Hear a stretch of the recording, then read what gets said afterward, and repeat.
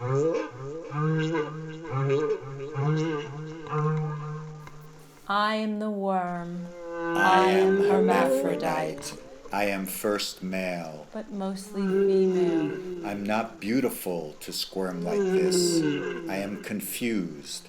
I did not look at myself in the mirror and say, Ah, here is a beautiful worm. No, that's not it. Facing the mirror, I suddenly realized that I was naked as a worm, defenseless. the layer of topsoil which most often covered me, a real monument of a superior antiquity, was absent, for I had propelled myself into outer space. I was naked, defenseless in the vastness of space, but still blind. I am not a paranoid animal of the depths, refusing light. Why did I find myself in this place when everyone around me had decided that it was better to stay at home and not take any chances?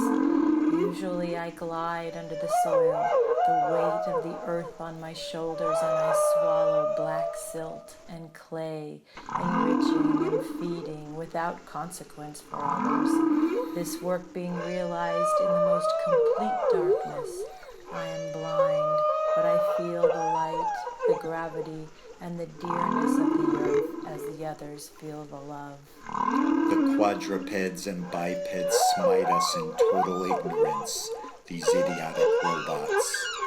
When by the greatest of chances one of these bipeds spotted us dying under the soles of his shoes, he pinched us between his fingers, lifted us to his mouth to better crush us. The other day, a little brown girl with a red ribbon looked at me. Her big hand with the blue coat grabbed me, ignoring my reflexive fear. Approaching her chest, I retracted, and my movement made her laugh. It was in that moment that I decided to flee this land, where the soil was becoming more and more poisonous. I was angry. I left, but I was not alone.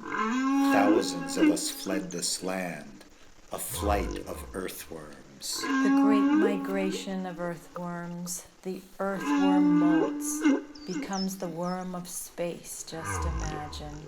Usually I lie on the ground without moving or even the slightest thrill. I wait for someone to crush me. I cling to all my bristles, my body firmly encased. At the very least, I want to choose where I will die. No one will make me a victim, nor a worm of industrial and poison crops. I will leave before that. I will emigrate.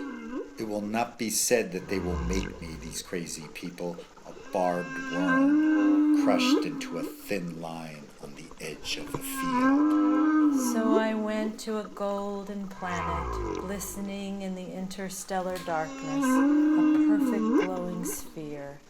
I finally saw myself in the light. I was not very big, but remarkably sticky and squirmy. So ugly, so unhappy. I lived for a long time on this herbaceous planet in perfect harmony with plants.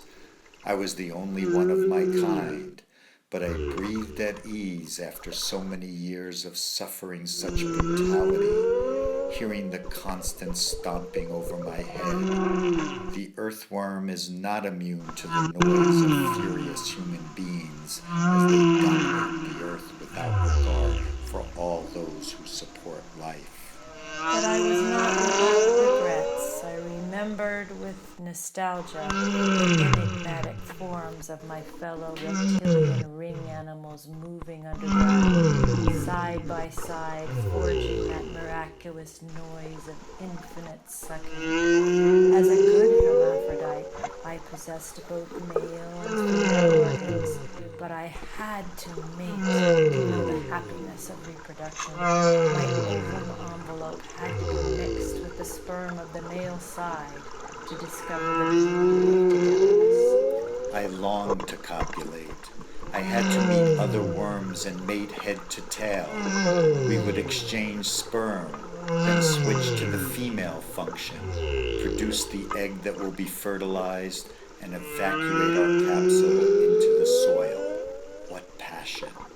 I realized after an infinite time, while still engulfed in the green grass of this miraculous planet, I had to go back, to return to my place of origin, and that's where I made my decision. I knew that I had to convince my fellow worms that we had to put together a beautiful picture in the sky. So I screamed under the ground. Know that a screaming earthworm is more powerful than a supersonic plane, is more powerful than a woman's ecstasy. So I shouted, and they all came for the final journey. I love my fellow earthworms. Human beings had sent me to this place, despite all that I desired, loved, and cared for. I was left alone in a field without another worm. In the end, that's why I shouted, because I could not stand the infinity of silence. I like solitude, but not to be completely alone, and a hard balance to reach. My fellow worms came to my call. It is still a mystery as I speak to you when all this story is over, forgotten, annihilated. Why did they react? Why did they obey my call? I may never know. As a sign, I stormed the sky, and they joined me. We wriggled all together, lost on this immense blackboard, as letters badly drawn, as if written by a trembling professor. We glittered like shooting stars. Then we went back to Earth, forgot the unhappy memories, the nasty flicks, the cruel stomping.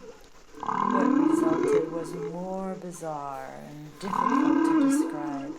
It was as if we were selected during our journey from heaven to earth.